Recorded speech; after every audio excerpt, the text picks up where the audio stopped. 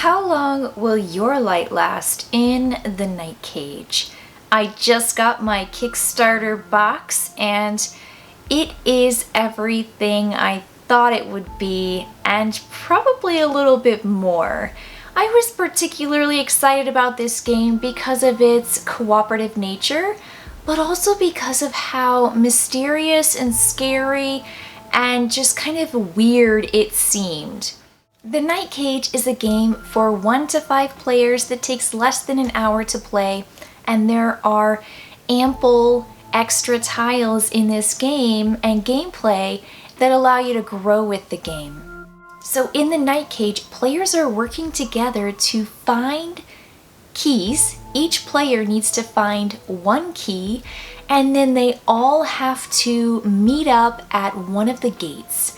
There are a limited number of gate tiles in the game and keys and key tiles. And so you really are risking losing those really valuable tiles when you, maybe on purpose, maybe on accident, run into a wax eater, which is the monster in the game. It's the base monster. And when the wax eater gets you, your light goes out and you can't see anything next to you. You can't see any of the adjacent spaces. You're kind of isolated and you feel isolated. You feel like, oh my gosh, I need one of my friends to come by adjacent to me and light my candle again so I can see and so I can move and I can, do things. So what players are actually doing on their turn is staying put or moving. And when you move in this game, you are going to be moving to an adjacent space, but you don't always know exactly what is in that space or what it might trigger. And so there's just a lot of uncertainty here. When you walk through this world, this darkness, the hallways behind you fall away and new interesting things might appear, like gates and keys and wax eaters. And so there's just this kind of scariness in the Night Cage, and I really appreciate it. It absolutely does what I thought it was going to do. One of my tips for the game is to make sure that you gain some nerve at some point earlier on in the game so that when your light goes out, you're not forced to move if you don't want to. And you might also have the opportunity to use your nerve before your light goes out for advantages like blocking, charging, and sustaining.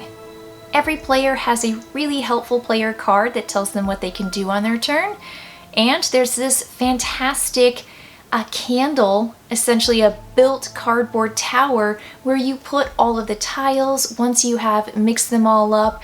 So not only does it organize the game for you, but it really adds this wonderful aesthetic piece that fits with the theme of your candle burning down, down, down, down until you get all the way through the wax. And I think that just adds to the feel of the game, and it's just a really, really smart component that they added to the game box that I'm really, really happy about. I will say that when I shared this with friends, they thought the artwork was really creepy and they kind of got, scared when they saw the side of the box because there is this kind of claustrophobic feel when you see darkness surrounding you and you're kind of just crawling through a tunnel, and you might, come across a gate or a key, but you might also come across a wax eater, and the wax eaters are super scary and they're triggered by movement. When you move in or out of their view, they trigger, and they also trigger each other if they can see each other down a hallway. Now, the board works very interestingly because you can wrap around the sides and you go to essentially the other side of the board because it's a grid. And I think that's also really interesting to add to this feeling that this place you're in, it's just a giant chasm, this darkness. You don't know where you are, and it's kind of terrifying, and it's endlessly going in all directions at the same time. Spot on with the theme and the feel, and kind of replicating that feel in a game design with just a simple board and a grid. You really have to plan your turns well in this game. I will admit that all of the games I've played so far, we have not won. This is a really challenging game.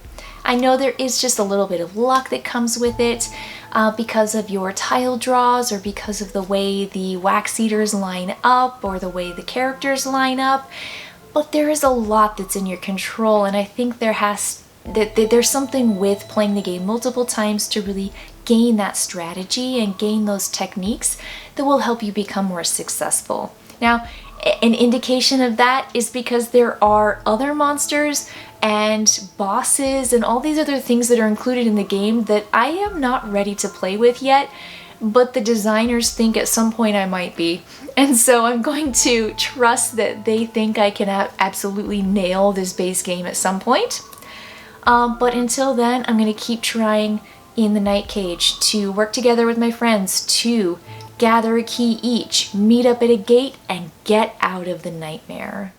So my initial reaction to the Night Cage is positive. There's wonderful atmosphere, there's really interesting gameplay, and I feel like we are just almost going to win every time we lose. And it's exciting, it's exhilarating, and there's so much more in the game box for me to discover.